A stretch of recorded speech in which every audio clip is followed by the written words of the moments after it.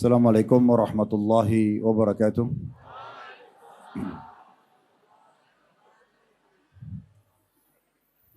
Alhamdulillah, lisan kita tidak pernah berhenti untuk memuji dan memuja Allah atas segala nikmat yang dilimpahkan kepada kita, terutama nikmat Islam dan iman.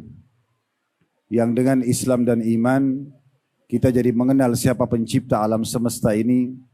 Kita jadi tahu tujuan kita berada di muka bumi ini. Kita juga jadi tahu mana yang boleh dinikmati dari makanan, minuman, pakaian, tempat tinggal. Mana yang boleh dikerjakan dan tidak boleh dikerjakan.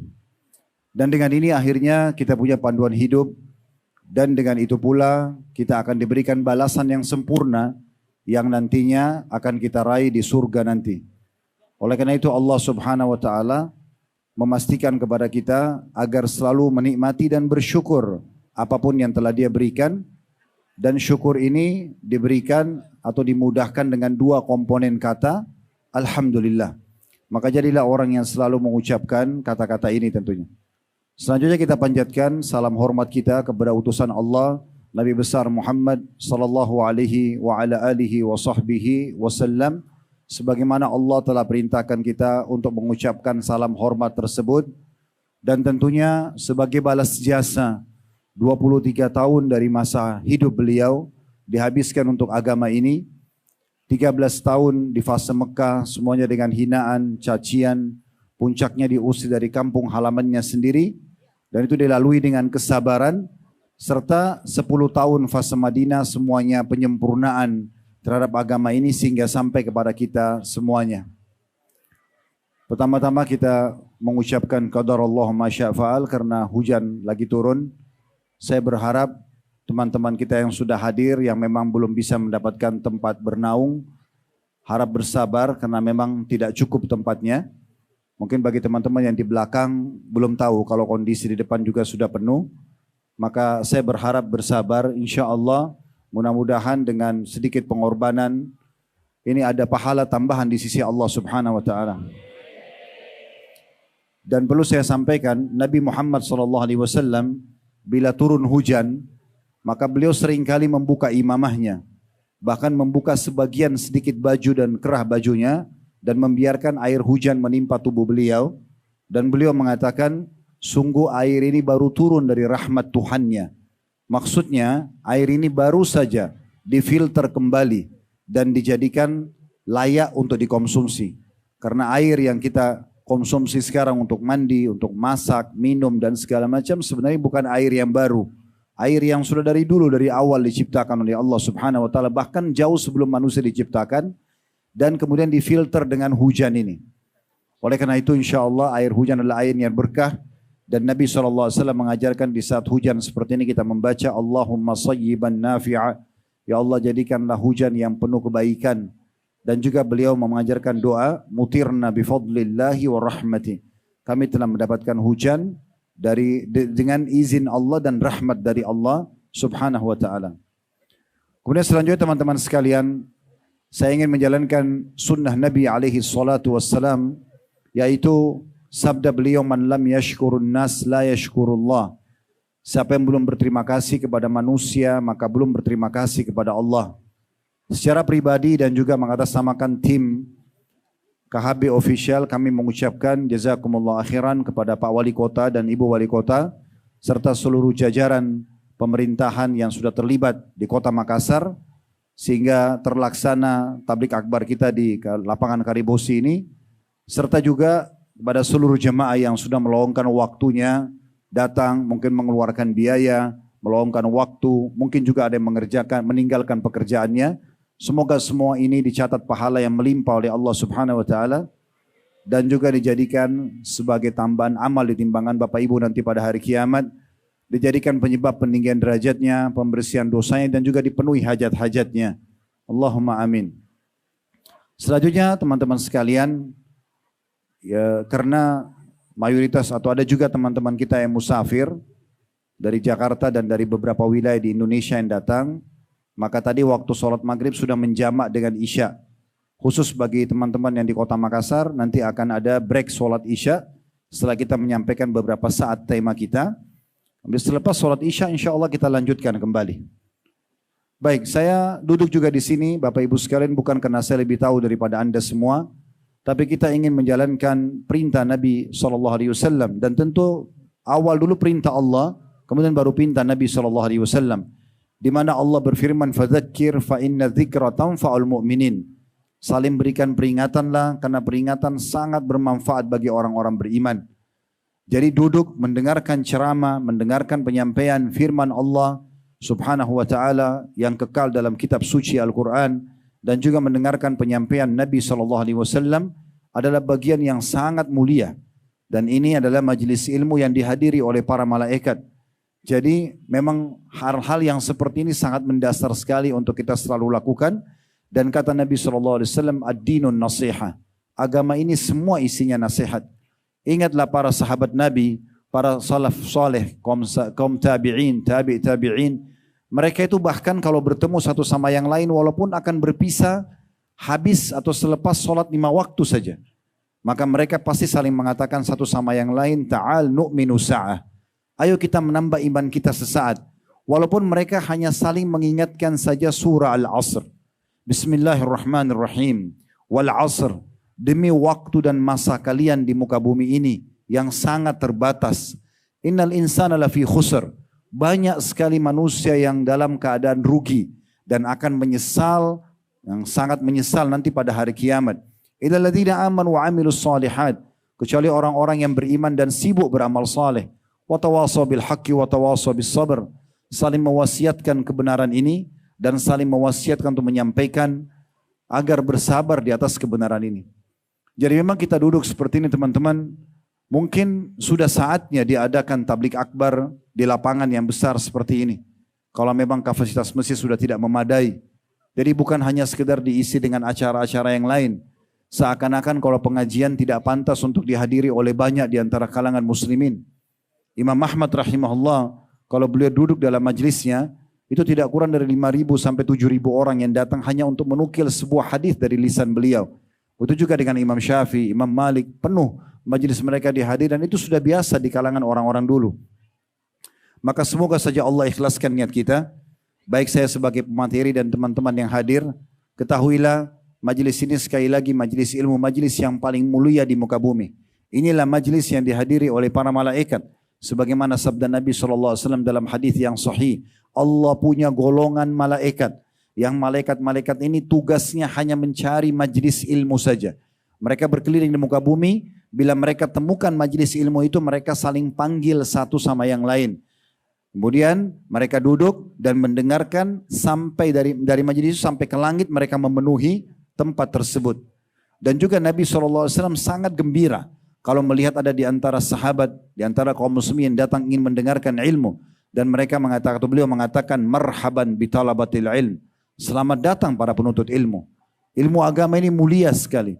Tidak akan menghasilkan efek ke pikiran kita, ke hati kita, ke aktivitas kita sehari-hari, ke karakter kita kecuali kebaikan. Setiap duduk majelis ilmu, yang ada hanya terjadi perubahan. Perubahan menjadi orang yang buruk menjadi baik. Orang pelit menjadi dermawan. Penakut jadi pemberani. Orang yang buruk, yang fasik, jauh dari agama atau para pembangkang pemaksiat, berubah menjadi ahli ibadah. Maka majelis ilmu, majelis yang sangat mulia. Dan memang ini sangat ditekankan di dalam agama kita. Bahkan Nabi SAW menyampaikan berita gembira, siapa yang keluar ikhlas menuntut ilmu di jalan Allah, maka pahalanya sama dengan jihad di jalan Allah. Ini sama dengan kita pergi berperang kalau kita keluar menuntut ilmu.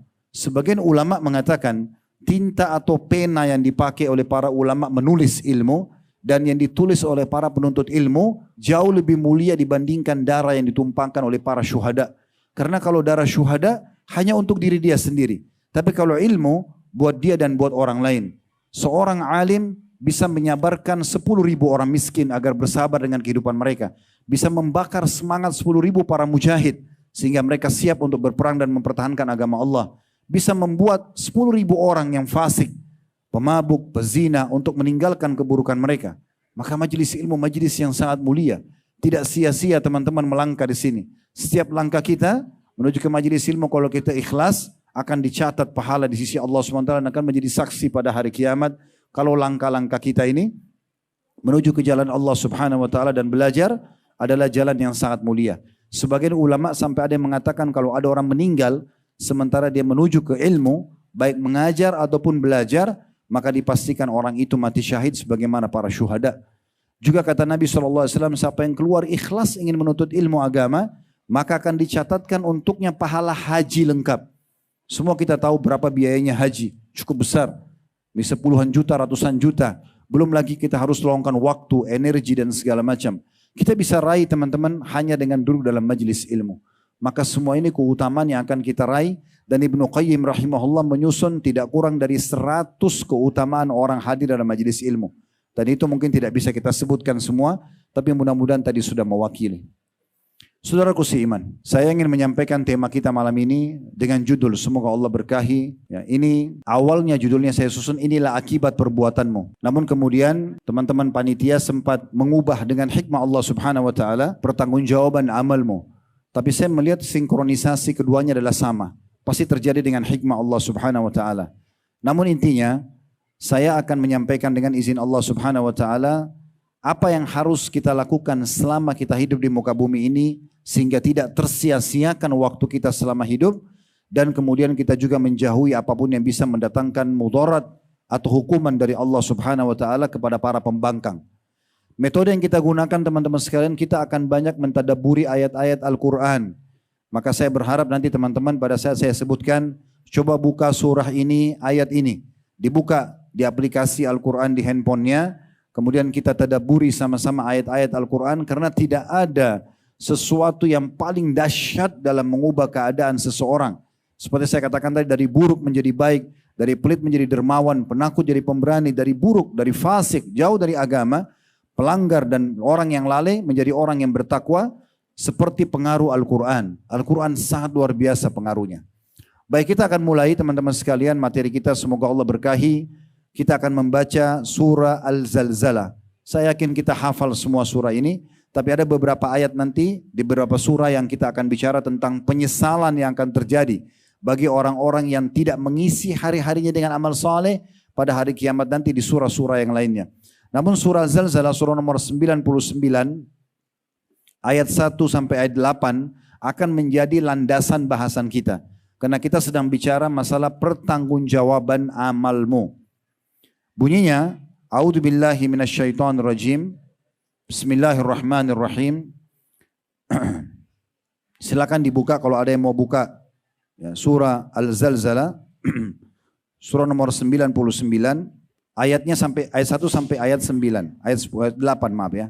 Saya ulangi yang akan saya baca surah Al-Zalzalah ayat 1 sampai ayat 8 surah nomor 99. Kita sudah hafal, ini sering dibaca oleh imam kita di masjid. Bismillahirrahmanirrahim. Idza zulzilatil ardu zilzalaha.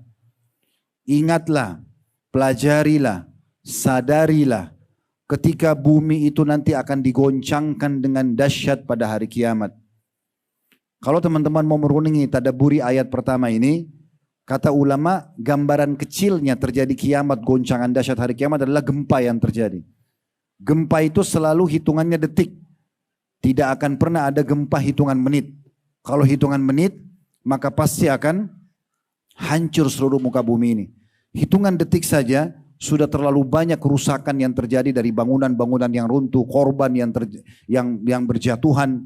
Maka bagaimana kalau seandainya terjadi zilzilah atau goncangan dahsyat ini, gempa yang terjadi nanti menjelang hari kiamat, yang terjadi tidak pakai hitungan detik lagi, tapi sampai seluruh muka bumi ini hancur lebur. Allah mengatakan wa akhrajatil ardu athqalaha, dan Allah akan mengeluarkan semua beban-beban yang digandung oleh bumi. Semuanya gunung-gunung akan tercabut, semuanya batu-batu, apa saja kandungan dalam bumi semuanya akan keluar. Sehingga bumi ini menjadi sangat ringan. Dalam beberapa ayat yang lain disebutkan seperti kapas. Wa qala al-insanu ma laha. Manusia pada saat itu yang masih hidup menghadapi goncangan kiamat akan mengatakan, apa yang sedang terjadi pada bumi ini? Sering kita dengar perkataan ini pada saat terjadi gempa. Apa yang sedang terjadi? Kenapa seperti ini? Dan seterusnya. Dan setelah terjadi pun hitungan detik gempa tersebut dan terlihat bekas-bekasnya, runtuhnya bangunan, robohnya pohon-pohon, banyaknya manusia meninggal dunia, Mereka menjadikan buah bibir cerita di antara mereka karena dahsyatnya kejadian tersebut. Allah mengatakan, yauma idzin tuhadditsu akhbaraha. Pada hari itulah bumi menceritakan beritanya. Maksudnya menyampaikan kalau dia juga makhluk dan ada Tuhan yang mengatur serta memerintahkannya. Kemudian bi anna rabbaka auhalaha, bahwasanya sungguhnya Tuhanmu telah memerintahkan dia untuk melakukan perbuatan tersebut, goncangan yang terjadi. Makanya kata Aisyah radhiyallahu anha pada saat ditanya tentang gempa bumi, beliau mengatakan kalau biduan-biduan penyanyi sudah tampil, transaksi riba sudah dilakukan, perzinahan sudah merajalela, maka Tuhan pun yang ada di atas langit sana murka dan memerintahkan kepada bumi seraya berfirman, goncangkanlah dirimu. Kalau mereka tergoncang jadi gempa, kemudian terjadi peringatan bagi manusia. Kata Aisyah radhiyallahu anha, kalau mereka taubat dan kembali kepada Allah, maka akan aman semuanya. Tapi kalau tidak, maka Allah akan mendatangkan bencana yang lebih besar lagi, yang akhirnya membuat bumi itu dengan penduduknya semuanya bisa binasa. Lalu Allah mengatakan di ayat 6-nya, yauma idzin yasdurun nasu ashtatan liyura amalahum. Setelah terjadi goncangan yang besar pada hari kiamat, pada saat itulah manusia akan dikeluarkan dari kubur-kubur mereka dalam keadaan bermacam-macam, agar mereka diperlihatkan hasil daripada perbuatannya. Yang kalau kita lewat di kuburan sekarang, saudaraku seiman, kita lihat gundukan tanah sama batu nisan. Tapi kita harus yakin di dalamnya ada manusia seperti kita. Mungkin beda casingnya, beda paras wajah, beda warna kulit, mungkin beda tinggi badannya, postur tubuhnya, tapi di dalamnya manusia seperti kita. Laki-laki dan perempuan. Dan mereka semua mungkin jauh lebih baik daripada kita. Dari sisi penampilan, dari sisi kedudukan, dari sisi harta, ilmu pengetahuan, tapi mereka sudah meninggal. Kita pun akan menyusul. Dan semua juga kita akan dikuburkan sebagaimana orang-orang sebelum kita. Dan Allah pastikan dalam ayat 6 ini, semua manusia nanti pada saat hari kiamat terjadi goncangan besar, dibangkitkan dari kubur-kubur mereka. Mau nggak mau akan dibangkitkan.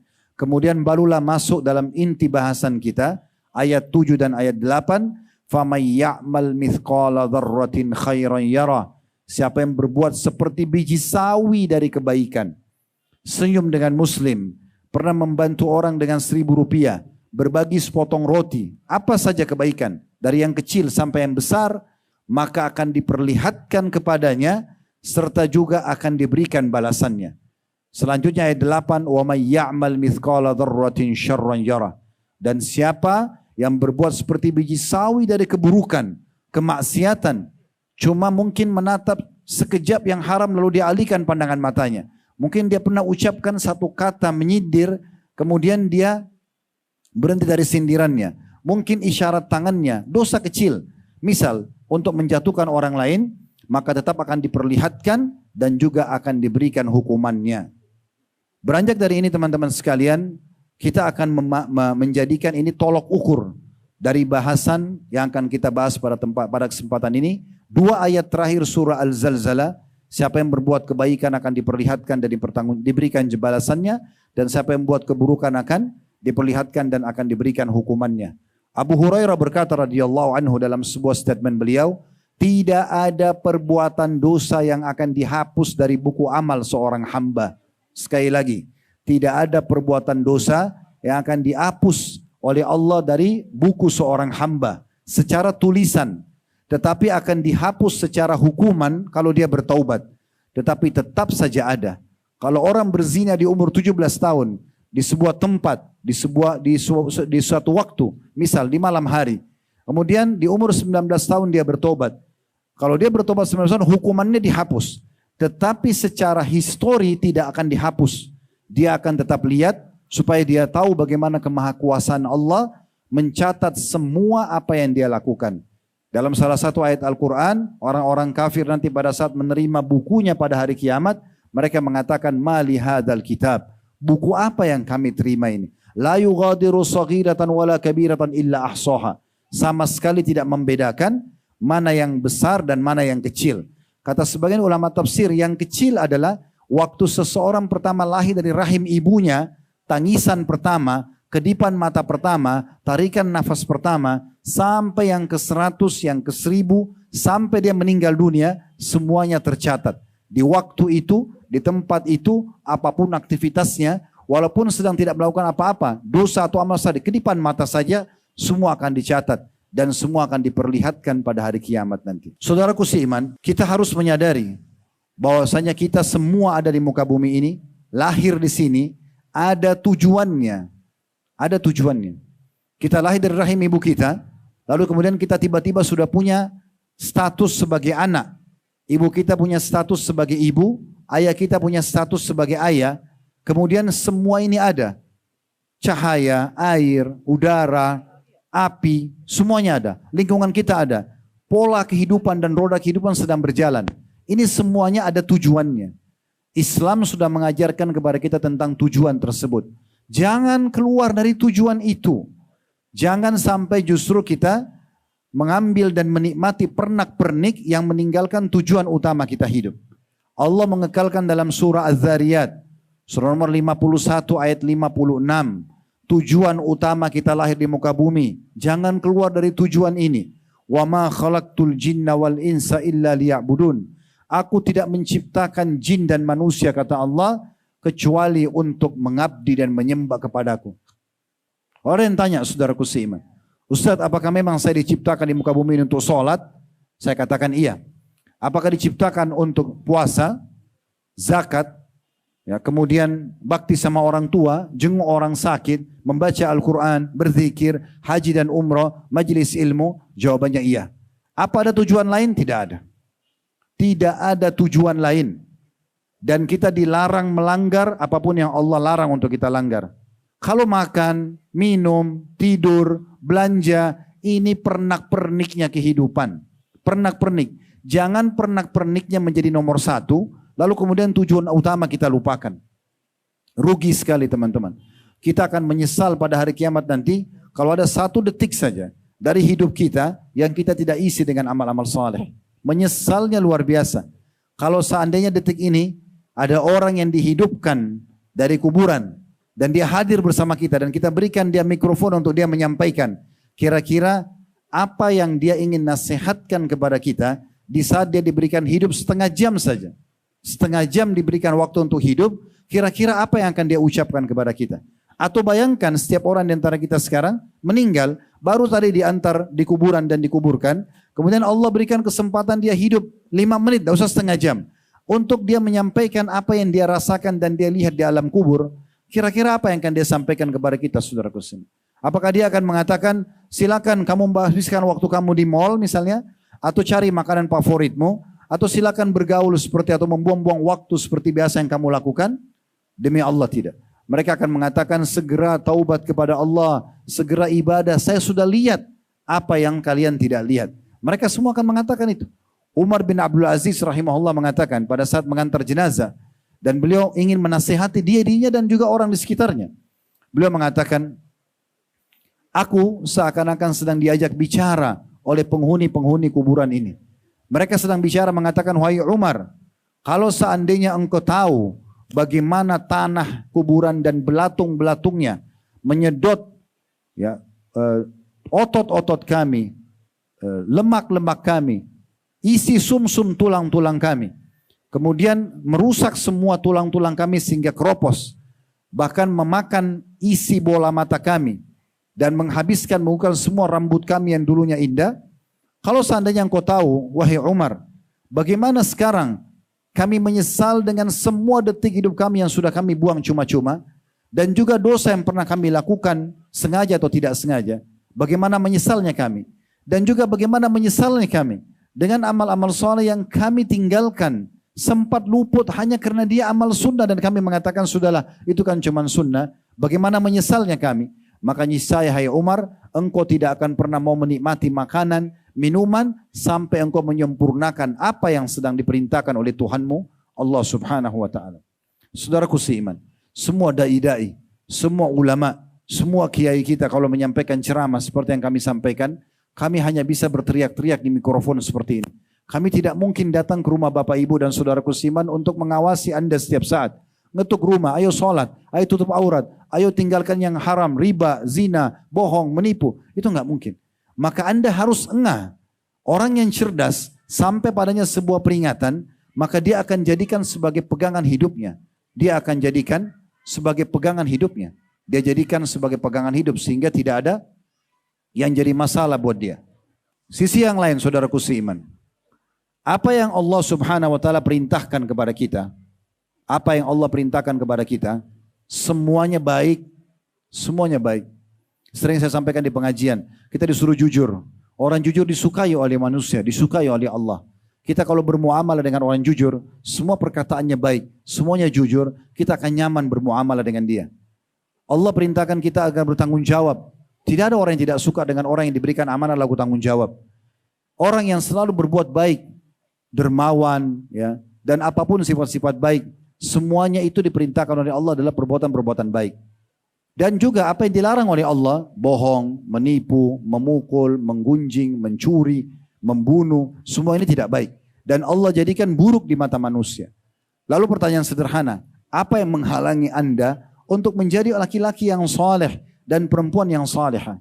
Kenapa kita tidak mau menjadi orang yang jujur, orang yang amanah, orang yang tanggung jawab, orang yang rajin sholat, orang yang berpuasa, orang yang zakat, orang yang hadir dalam majelis ilmu, orang yang selalu membantu orang lain, dermawan? Kenapa kita masih terus dalam kebohongan kita, ya, penipuan kita dan segala macam hal yang sebenarnya Allah sudah datangkan peringatan agar kita tidak mau atau tidak disukai oleh manusia. Allah selalu membongkar perbuatan-perbuatan buruk agar jelas di mata manusia kalau itu tidak baik. Kalau itu tidak baik maka jangan dikerjakan. Saudaraku seiman, kalau seandainya setiap orang di antara kita bisa merenungi dan juga menanamkan dalam hati dia bagaimana Allah menyebutkan, saya bukan katakan beberapa ayat ya, tapi puluhan ayat Al-Quran, bahkan bisa ratusan ayat Al-Quran berisikan penyesalan-penyesalan yang sudah Allah bocorkan buat kita. Sayang sekali kalau peringatan seperti ini tidak kita engah, tidak kita jadikan sebagai pelajaran buat kita. Kita seakan-akan mengatakan, oh kan belum datang hukuman kepada saya. Yang lucu kadang-kadang ada orang menunggu nanti dia dicacatkan oleh Allah, nanti dibuat dia tabrakan, nanti dibuat rumah tangganya cerai, nanti dibuat anaknya durhaka, nanti dibuat bermasalah baru dia mau menyadari. Kenapa tidak sadar dulu sebelum terjadi hal-hal tersebut? Di alam manusia, semua pelanggaran-pelanggaran dilakukan pasti ada konsekuensi hukumnya. Anda misalnya curang sama orang, mengganggu orang lain, pasti ada konsekuensi hukum. Di perusahaan kita curang, pasti ada konsekuensi hukum. Nah begitu juga dengan di alam Allah subhanahu atau di sisi Allah subhanahu wa ta'ala. Baik, kita renungi teman-teman sekalian, kita mulai dalam surah Al-An'am. Saya minta ini tolong ditadaburi baik-baik.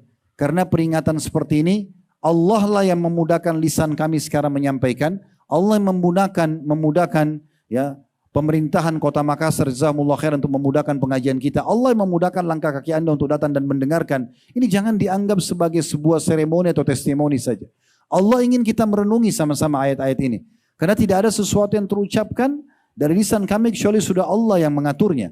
Ini kebaikan. Perhatikan dalam surah Al-An'am, surah nomor 6, ada ayat 27 dan ayat 21, ayat 31.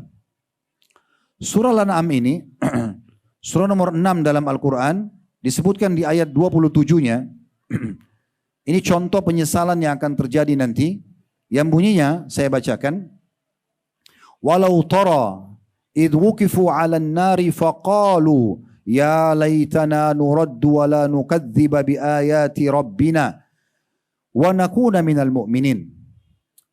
Dan jika kamu hai Muhammad, kata Allah kepada Nabi Muhammad SAW, dan peringatan buat kita juga umat beliau SAW, jika engkau hai Muhammad bersama umatmu melihat ketika mereka orang-orang kafir, orang-orang yang banyak kelalaian dihadapkan ke neraka nanti pada hari kiamat. Mereka sudah lihat neraka depan mata mereka, sudah lihat api berkobar-kobar, sudah lihat orang teriak-teriak ketakutan.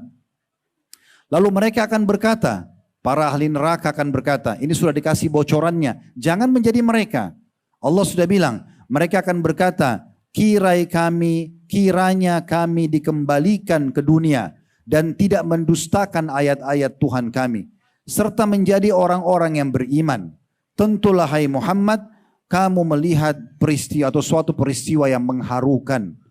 Ayat ini turun 1400 tahun yang lalu, saudaraku seiman. Allah gambarkan kepada Nabi Muhammad SAW, kalau seandainya engkau melihat, hai Muhammad, bagaimana mereka nanti pada hari kiamat diberdirikan depan neraka, dan mereka lihat kobaran-kobaran api itu, mereka semua di neraka akan mengatakan, kalau seandainya kami bisa dikembalikan ke dunia, lalu kami mulai berimani ayat-ayat Tuhan kami beriman, kami beramal saleh. Ya, tapi sudah tidak bisa. Lalu Allah mengatakan, sungguh itu akan menjadikannya sebagai sebuah pemandangan yang memilukan. Di ayat 31-nya Allah juga mengatakan, qad khasiral ladzina kadzdzabu biliqa'illah hatta idza ja'atuhumus sa'atu baghtatan qalu ya hasratana ala ma farratna fiha wa hum yahmiluna awzarahum ala dhuhurihim ala sa'a ma yazirun. Masih surah yang sama Al-An'am tapi ayat 31-nya.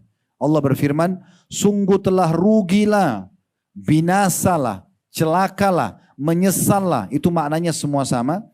Sungguh telah rugilah orang-orang yang mendustakan pertemuan mereka dengan Tuhan mereka. Gak akan ada hari kiamat, gak akan ada hisab amal, gak akan ada surga dan neraka. Dia mendustakan. Sehingga apabila kiamat datang kepada mereka dengan tiba-tiba, mereka berkata, tanda kutip, Allah ceritakan kepada kita bocorannya. Alangkah besarnya penyesalan kami. Ini orang-orang akan berkata nanti hari kiamat, alangkah besarnya penyesalan kami terhadap kelalaian kami tentang kiamat itu. Sambil mereka memikul dosa-dosa mereka di atas punggung mereka. Ingatlah, amat buruklah apa yang mereka pikul itu. Amat buruklah apa yang Allah pikul, apa yang mereka pikul itu. Saya tambahkan satu ayat 32 di bawahnya. Ini Allah ingatkan kepada kita supaya kembali kepada tujuan kita diciptakan. Silakan nikmatin dunia, tapi di 5 huruf yang halal, makan, minum, pergaulan, pendapatan selama halal, nikmatin. Islam tidak pernah membatasi prestasi dunia kita. Bisa mengejar jabatan tertinggi yang penting halal. Bisa mengejar titel akademik tertinggi yang penting halal. Jenjang pendidikan. Bisa memiliki keturunan, memiliki pasangan, memiliki pekerjaan, menjaga nama baik, memakai pakaian yang bagus, apa saja, menikmati pemandangan yang indah. Selama halal silakan. Yang haram, 5 huruf yang lain tinggalkan. Allah tidak pernah larang untuk itu. Dunia boleh kita nikmatin, tetapi jangan itu membuat kita membangkang dan maksiat kepada Allah Subhanahu wa taala. Di ayat 32 Allah mengatakan, wa mal hayatud dunya illa la'ibun wa lahu walad darul akhiratu khairun lilladzina yattaqun afala ta'qilun. Tiadalah kehidupan dunia itu selain hanya main-main saja seperti waktu yang berlalu dan senda gurau belaka, dan sungguh kampung akhirat itu lebih baik bagi orang-orang yang bertakwa. Maka tidakkah kamu memahaminya? Selanjutnya kita tadaburi juga surah Al-A'raf, surah nomor 7. Di ayat 5-nya Allah Subhanahu wa taala berfirman, ini ayat tadi surah Al-An'am surah nomor 6, ini ayat surah nomor 7 Al-A'raf. Ayat 5-nya, "Fama kana da'wahum idz ja'ahum ba'suna illa an qalu inna kunna zalimin." Maka tidak adalah keluhan mereka di waktu datang kepada mereka siksaan kami, kecuali mereka hanya mengatakan sungguhnya kami adalah orang-orang zalim. Teman-teman tahu gak? Nanti hari kiamat, orang-orang yang masuk neraka, wa na'udzubillah, mereka masuk neraka dalam kondisi meyakini keadilannya Allah. Karena Allah tidak pernah suruh mereka untuk berbuat dosa. Bahkan Allah datangkan peringatan-peringatan kepada mereka. Supaya ada yang nasihatin, ada yang ingatkan, dikasih ujian, sakit, bangkrut usahanya, supaya dia kembali kepada Allah Subhanahu wa taala. Dalam salah satu ayat Allah mengatakan la'allahum yatadarra'un, agar mereka kembali kepada Allah. Jadi mereka nanti masuk neraka dalam kondisi menyesal, tapi saat itu tidak ada manfaatnya untuk menyesal. Tidak ada manfaatnya untuk menyesal. Mereka sudah tidak bisa buat apa-apa lagi. Waktu Nabi Muhammad SAW dalam sebuah riwayat sahih menguburkan jenazahnya tokoh-tokoh Quraisy. Ada 70 tokoh Quraisy, 69 dikubur dalam satu sumur. Kemudian satunya Umayyah bin Khalaf tidak bisa dikubur karena badannya membusuk, membengkak. Ini 70 orang, semuanya orang kayanya Mekah, semuanya kepala-kepala suku yang sangat terkenal. Orang-orangnya tampan-tampan, kekar-kekar tubuhnya, keturunannya banyak, tapi binasa di perang Badar karena mereka kufur kepada Allah Subhanahu wa taala. Waktu jenazahnya ditaruh dalam sumur, kata Nabi SAW di depan para sahabat, "Wahai fulan bin fulan," dipanggil namanya satu persatu. "Wahai fulan bin fulan," 69 orang itu. Yang satunya di luar, dikubur di atas tanah. Lalu kata Nabi SAW, setelah sebut 69 nama ini, beliau mengatakan, apakah kalian sudah mendapatkan Apa yang Tuhan kalian ancamkan pada kalian? Orang kafir akan kena siksa kubur, malaikat maut cabut ruhnya menyakitkan, kemudian nanti dia akan dibangkitkan hari kiamat masuk neraka. Sudah lihat semua itu? Sesungguhnya, kata Nabi SAW, aku telah mendapatkan apa yang Tuhanku janjikan. Maksudnya, aku beriman, Allah berikan kemenangan, Allah berikan ketentraman. Dan ini baru di dunia, di akhirat aku juga akan dapatkan yang terbaik. Umar bin Khattab sempat mengatakan, ya Rasulullah, mereka semua itu bangkai, sudah mati, jenazah. Bagaimana mereka bisa mendengar Anda? Kata Nabi SAW, demi zat yang jiwakum dalam genggamannya wahai Muhammad. Maksudnya demi Allah, sesungguhnya mereka lebih jelas mendengarku daripada engkau sedang mendengarku sekarang. Live Nabi SAW sampaikan tentang kondisi mereka. Cerdaslah teman-teman. Masuk telinga kanan, dicerna ke otak kita. Dimasukkan ke dalam hati kita. Aplikasikan dalam anggota tubuh. Jangan cuma dengar ceramah masuk telinga kanan, keluar telinga kiri lalu pulang, bubar. Oh bagus ya, oh tadi rame ya. Bukan itu yang dibutuhkan. Bagaimana antum pulang, Anda pulang membawa ilmu itu dan mengamalkan. Itu yang penting. Keselamatan. Allah yang membuat kita bisa berkumpul sehingga kita bisa saling mengingatkan pada saat ini. Maka jangan sia-siakan ini. Begitu juga selanjutnya. Allah SWT sebutkan dalam surah Yunus. Surah nomor 10. Yang disebutkan di ayat 50 sampai ayat 54. Bunyinya surah Yunus surah nomor 10 ayat 50 sampai 54. Qul ara'aitum in atakum adzabuhu bayatan aw naharan. Mada yasta'jilu minhul mujrimun. Katakan hai Muhammad, terangkan kepadaku, jika datang kepada kamu sekalian siksanya Allah di waktu malam atau di siang hari, apakah orang-orang berdosa itu meminta disegerakan juga? Maksudnya kalau tiba-tiba datang, ada orang yang berzina di hotel, tiba-tiba rubuh hotelnya, mati, tidak sempat melarikan diri. Ada orang yang keluar dari rumahnya sehat, tabrakan, meninggal di tempat. Kejadian beberapa waktu lalu di Indonesia ada tsunami, ada longsor, ya. Semuanya itu teman-teman sekalian, kita bisa dengar kemarin dipublikasikan di media kita. Bagaimana mereka pada saat itu menceritakan, saya cuplikan seseorang anak muda di Palu waktu terjadi tsunami dan longsor, itu menceritakan di media. Sambil dia mengatakan, sesungguhnya teman saya bersama saya jalan, tiba-tiba tanah itu ya terjadi longsor dan berputar, rumah itu rubuh dan teman saya pun disedot ke dalam. Saya sempat loncat pindah dari sana sini dan saya sempat selamat. Dia menceritakan apa yang sedang terjadi. Padahal itu setiap saat bisa terjadi pada diri dia juga. Harusnya orang yang cerdas, kata Ibnu Umar radhiyallahu anhu, kalau ada depan mata dia peringatan terjadi, mungkin belum menimpa dia, tapi pada temannya, dia harus menyadari Allah sedang memberikan peringatan dia dan menyelamatkan agar dia sempat tobat, tidak seperti temannya. Berapa banyak orang di masa kita sekarang kalau dari diskotik malam hari, balap-balap mobil, tabrakan. Temannya mati, dia tidak mati. Tapi dia cuma mengatakan syukur teman saya mati bukan saya. Dia tidak ambil pelajaran. Padahal setiap saat bisa terjadi pada dia. Dan akan terjadi penyesalan yang sama. Allah Subhanahu wa ta'ala menjelaskan, kembali tadi ke surah Yunus ayat 50-nya. Ayat 51. Athumma idza ma waqa'a amantum bihi al-ana wa qad kuntum bihi tasta'jilun. Kemudian apabila terjadi azab itu, datang hukuman Allah, kemudian kamu baru mempercayainya, tanda tanya. Nanti kalau sudah jatuh, kemudian apabila terjadi siksa itu, azab itu datang, kena penyakit tiba-tiba, tabrakan tiba-tiba, longsor, tsunami, gempa dan segala macam, baru kamu percaya, kata Allah.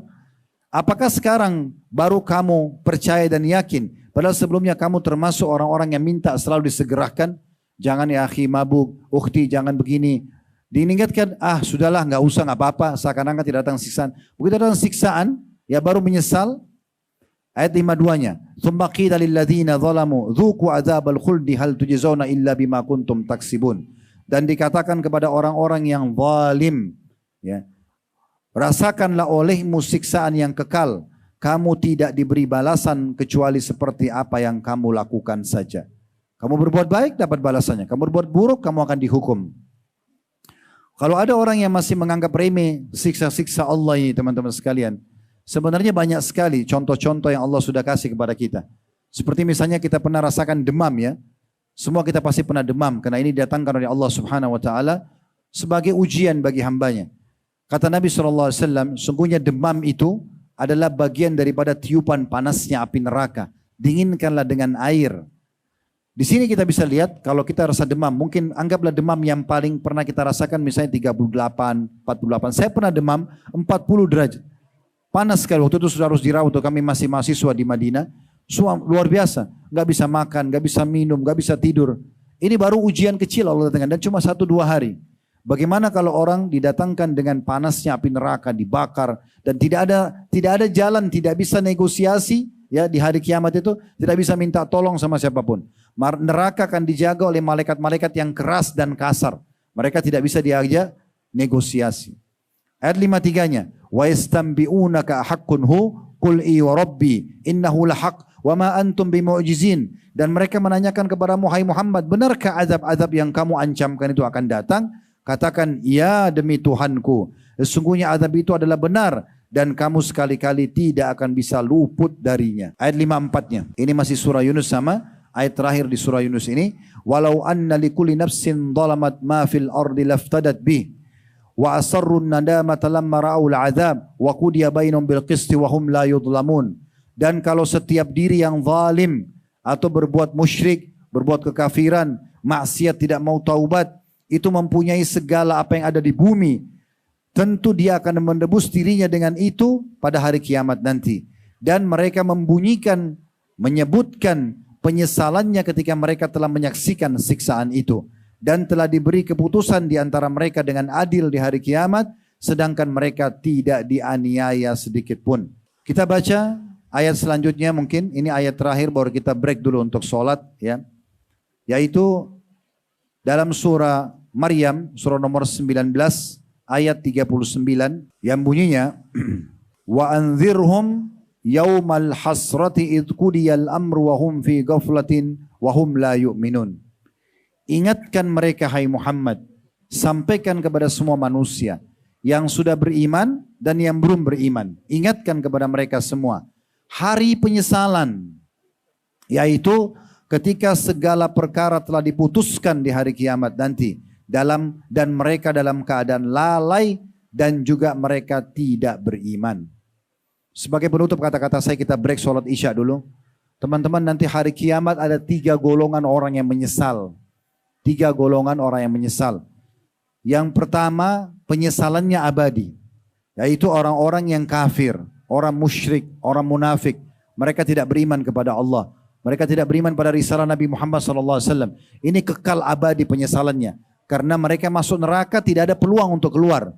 Allah mengatakan tentang mereka masuk dalam neraka, khalidina fiha, kekal selamanya di dalamnya. Oleh karena itu kalau teman-teman punya kerabat, punya teman, punya tetangga non muslim, jangan pernah ragu untuk tawarkan masuk Islam. Kita cuma menawarkan hidayah di tangan Allah. Jangan pernah ragu apakah diterima atau tidak. Tawarkan saja Islam. Saya setiap kali ketemu orang non muslim, saya selalu bertanya, bagaimana pendapat Anda tentang Islam? Setelah dia jelaskan pendapat dia, lalu kemudian saya cuma menyampaikan dengan harapan dia bisa masuk Islam. Dan tidak sedikit di antara mereka syahadat karena itu. Hampir mayoritas yang masuk Islam yang syahadat ini rata-rata tidak masuk akal. Mendengarkan azan, melihat muslimah pakai jilbab, hanya mendengarkan sebuah potongan ayat, mereka bisa syahadat. Karena orang kalau meninggal dalam keadaan kafir, tidak ada keselamatan lagi selamanya. Maka dia akan masuk neraka selamanya. Yang kedua, orang yang menyesal tapi ini sementara saja. Artinya menyesal karena mereka masuk ke neraka tapi masih bisa keluar. Ini adalah usatul mu'minin. Orang-orang beriman yang banyak buat dosa tapi tidak sempat bertaubat. Ini bahaya nih. Ya, walaupun nanti keluar dari neraka tapi tetap menyesal. Mereka ini menyesal karena mereka masuk neraka walaupun hitungan cuma beberapa hari, tetap menyesal karena siksaannya sangat menyakitkan. Siksaannya sangat menyakitkan karena di akhirat nanti tidak ada kematian. Tidak ada kematian. Teman-teman nanti kalau ada contoh misalnya kalau ada pencuri di pinggir jalan, perampok, ditangkap, digebukin oleh masyarakat. Kalau sampai mati, pencuri itu sampai mati, saya yakin kita sepakat tidak akan dipukuli lagi. Karena orang yang mati tidak akan merasakan sakit. Tapi di neraka tidak ada kematian. Sehingga ulama memberikan gambaran nanti di neraka itu orang terbakar sampai hangus, tinggal tulang pun tapi tidak mati. Dia masih hidup. Lalu Allah utuhkan kembali kulitnya, ototnya, semua tubuhnya. Dalam kondisi dia terbakar sakit, dalam kondisi dikembalikan juga sakit. Lalu kemudian disiksa lagi. Hangus lagi semuanya, dikembalikan lagi begitu terus sakit. Sehingga mereka menjerit dan mereka kesakitan. Tapi semua tidak akan bermanfaat sampai dosanya bersih, baru dia dikeluarkan dari neraka. Yang ketiga, Ini yang kita harapkan supaya jangan juga terjadi pada diri kita. Mungkin yang pertama insya Allah kita jauh karena kita sudah beriman. Semoga Allah meninggalkan kita di atas iman ini. Kemudian yang kedua, kemungkinan ada terjadi. Tapi insya Allah mudah-mudahan sudah dengar ceramah ini, Anda akan hati-hati. Tidak mau bawa dosa menuju ke akhirat. Karena takut disiksa oleh Allah subhanahu wa ta'ala. Nikmati saja yang halal. Karena pada saat Anda mau makan makanan halal, itu jauh lebih baik daripada makanan yang haram. Saat Allah haramkan babi, Allah gantikan dengan sapi, kambing, kuda, kelinci, semua hewan air. Kenapa harus babi? Di saat Allah haramkan khamar, minuman keras, Allah halalkan susu, madu, sirup, dan banyak yang lainnya. Di saat Allah haramkan zina, kita butuh interaksi sama lawan jenis, Allah bukakan pintu nikah. Maka kenapa harus yang haram? Kenapa bukan yang halal saja? Toh yang halal banyak. Kan gitu. Kemudian penyesalan yang ketiga ini adalah penyesalan orang-orang beriman yang masuk ke dalam surga, tapi dia sebenarnya menyesal kenapa masih ada amal-amal soleh yang dia sia-siakan, yang kalau dia kerjakan selama dunia derajatnya bukan di situ, tapi jauh lebih tinggi dari yang dia dapatkan. Cuma sudah tidak bisa diperbaiki lagi. Dia masuk ke surga, seharusnya dia bisa masuk ke derajat 100 misalnya. Dia cuma ada di derajat kedua. Dia menyesal karena dia tahu sebenarnya dia bisa raih derajat 100 kalau selama dunia dia tidak lalai dari amal-amal soleh. Maka ini penyesalan juga berbahaya buat kita. Walaupun nikmat surga itu sudah luar biasa. Karena yang paling rendah derajatnya saja itu adalah seperti 10 kali lipat raja terkayanya dunia. Sebagaimana dijelaskan dalam hadis yang sahih. Tapi penyesalan akan terjadi teman-teman sekalian karena kita sia-siakan peluang-peluang untuk mendapat derajat yang tinggi. Allahu a'lam. Kita langsung melanjutkan tema kita teman-teman sekalian. Kita coba tadabburi ayat selanjutnya. Baru kemudian kita lanjutkan dengan statement para ulama berhubungan dengan masalah pertanggungjawaban amal ini. Kita akan bahas surah Az-Zumar, surah nomor 39, ayat 55. Mulai dari ayat 55. Surah nomor 39, ayat 55. Allah subhanahu wa ta'ala berfirman, saya akan bacakan dan bisa dilihat di aplikasi Al-Quran di handphonenya. Sekali lagi surah Az-Zumar, surah nomor 39, ayat 55. Nanti sampai ayat sekian saya akan jelaskan. Kita baca dulu ayat 55. Wattabi'u ahsana ma unzila ilaikum min rabbikum min qabli an ya'tiyakumul adzabu baghtatan wa antum la tash'urun. Dan ikutilah sebaik-baiknya apa yang telah diturunkan kepadamu dari Tuhanmu, Al-Quran. Baca, ya, renungi makna-maknanya, fahami hukumnya, terapkan dalam kehidupan kalian. Dan yang disampaikan oleh baginda Nabi SAW dalam sunnah-sunnah beliau, ikuti, pelajari, praktekin sebaik-baiknya kata Allah. Sebelum datang azab kepadamu, datang siksaan dengan tiba-tiba, sedangkan kamu tidak menyadarinya. Tiba-tiba gempa, tiba-tiba longsor, tiba-tiba meninggal. Karena meninggal itu tidak selamanya harus masuk ke ruangan ICU dulu. Kita bisa perhatikan teman-teman sekalian, mana lebih banyak manusia yang lula lalang di depan rumah sakit atau orang yang sedang dalam rumah sakit. Anggap di rumah sakit itu kita gabung semua pasien dan semua juga perawat-perawat dan dokternya.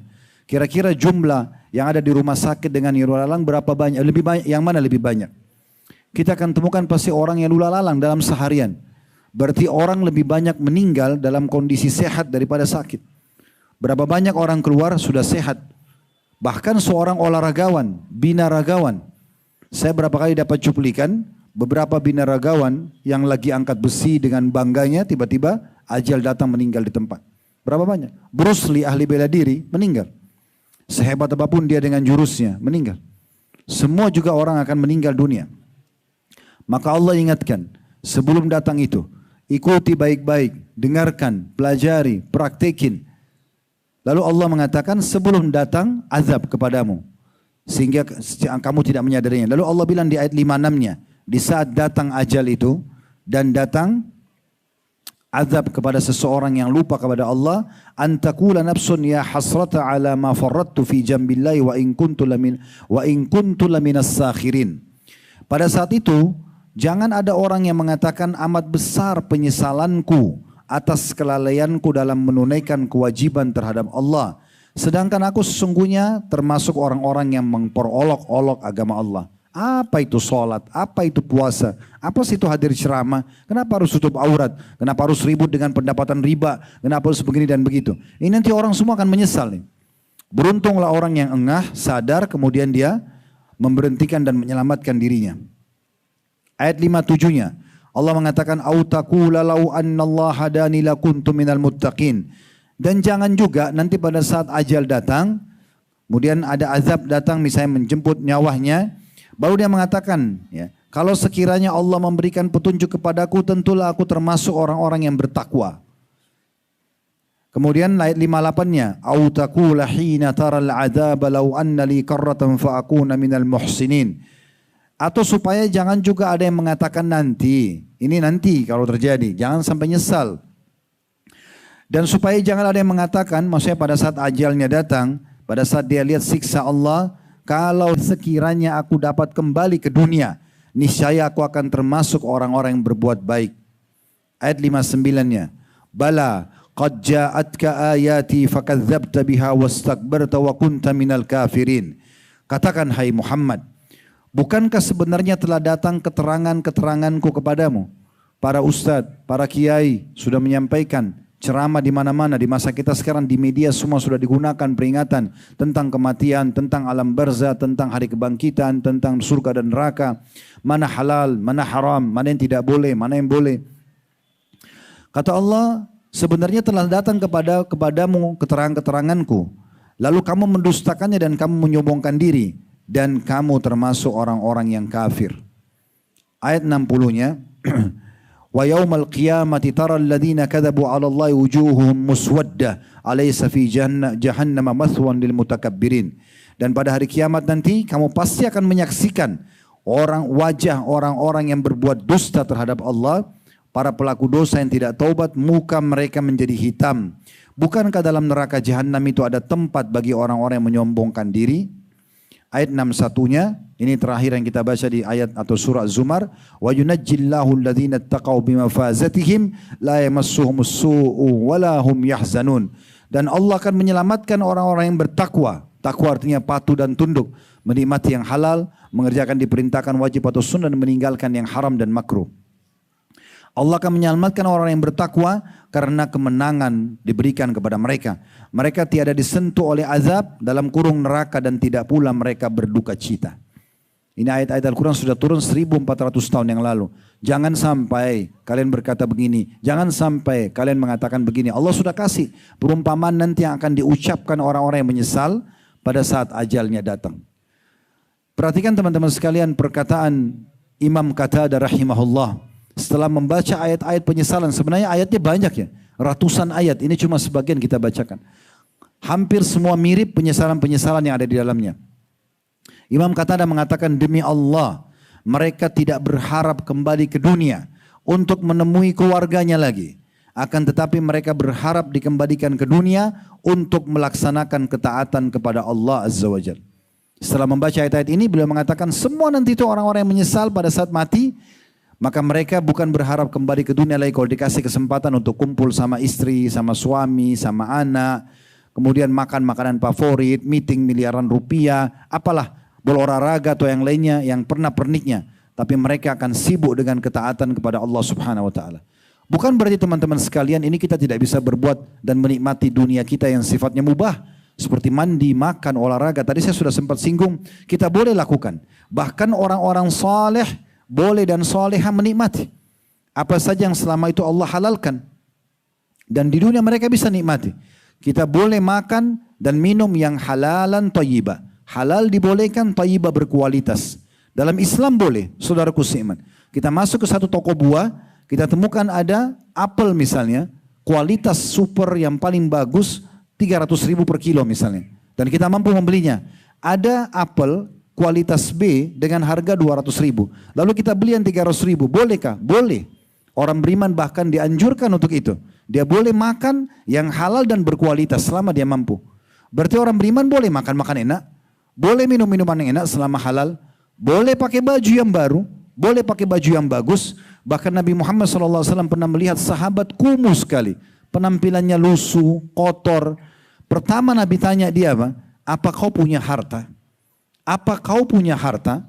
Dia mengatakan ada ya Rasulullah. Saya punya domba, saya punya unta, saya punya rumah. Dia sebutkan hartanya. Lalu apa kata Nabi SAW? Kalau begitu mana bekas nikmat Allah pada dirimu? Kenapa kau berantakan begini? Islam nggak pernah suruh kita baju kotor, nggak pernah suruh kita pakai baju tua. Selama mampu silakan nikmati. Bahkan dalam Islam ada doa memakai baju baru. Doa untuk diri kita sendiri. Allahumma inni as'aluka khairahu wa khaira ma suni'a lahu wa a'udzubika min syarrihi wa syarri ma suni'a lahu. Ya Allah, berikan aku kebaikan baju ini dan kebaikan bahan-bahannya yang dibuat karenanya supaya aku berpenampilan tetap bagus, rapi. Itu minta doa. Dan aku minta jauhkan aku dari keburukan baju ini dan keburukan juga yang dia dibuat darinya atau untuknya. Maksudnya sombong, riak, sok dan segala macam. Itu tidak ada lagi. Dan juga bagi orang yang baru pakai baju baru kita disunnahkan mendoakan. Ilbis jadidan wa ish hamidan wa mut syahida. Pakailah baju baru. Ya, dikatakan gitu. Ilbis jadidan wa ish hamidan. Semoga hidupmu bahagia. Wa mut syahidan, semoga pada saat kau mati, meninggal dalam keadaan mati syahid. Kita doakan saudara kita yang pakai baju baru, berarti boleh dia nikmati dunia. Tidak ada larangan. Disunnahkan kata para ulama di hari raya, menggunakan baju bagus. Disunnahkan memakai baju bagus, terutama bagi laki-laki di hari Jumat. Ya, disunnahkan untuk berpenampilan yang bagus. Nabi SAW berpenampilan yang rapi, wangi. Sampai para sahabat mengatakan kami kalau bertemu dengan Nabi SAW kami temukan bau wanginya. Ada sebagian mereka mengatakan kami salaman dengan Nabi SAW wanginya tertinggal sampai 3 hari.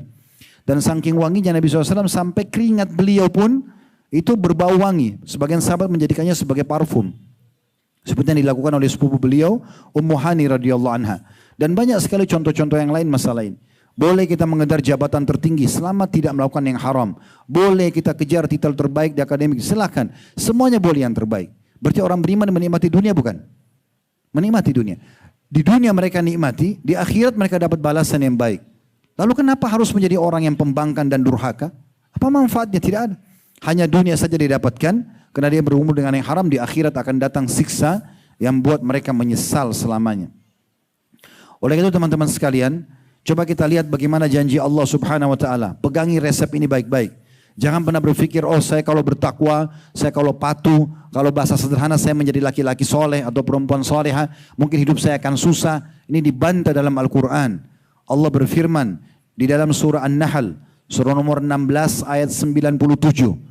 Surah nomor 16 ayat 97.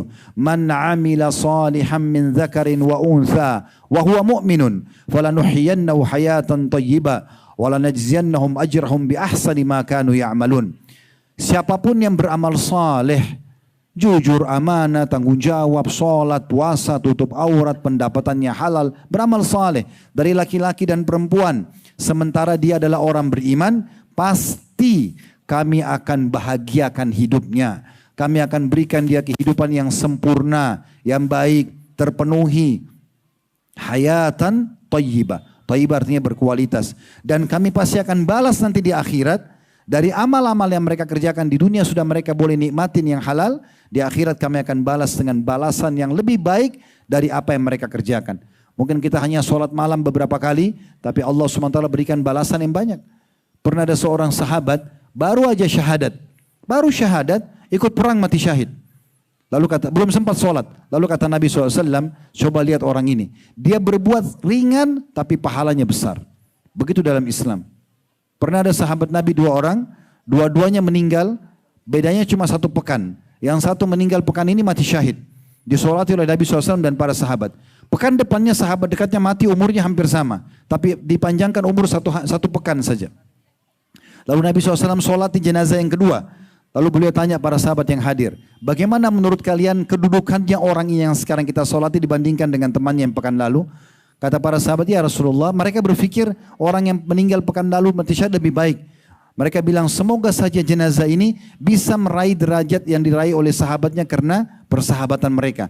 Maksudnya semoga saja dia walaupun dibawa lebih rendah derajatnya akan dibawa ke derajat temannya yang mati syahid pekan lalu.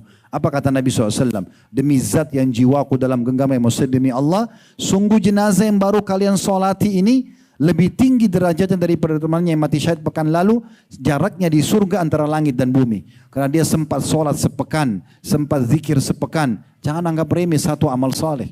Itu mahal sekali.